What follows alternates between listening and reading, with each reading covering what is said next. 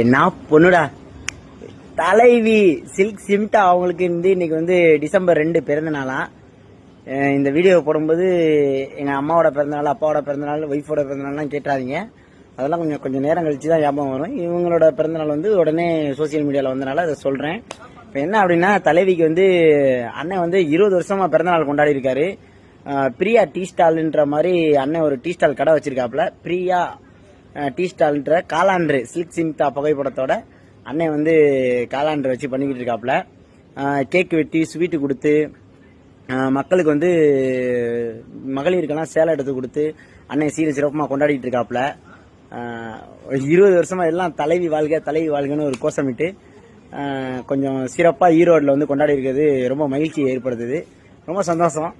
Silk Smitha யாருக்கெல்லாம் பிடிக்கும் அப்படின்றத கமெண்ட்ல சொல்லிருங்க. நன்றி மக்களே. ஓகே, வணக்கம்.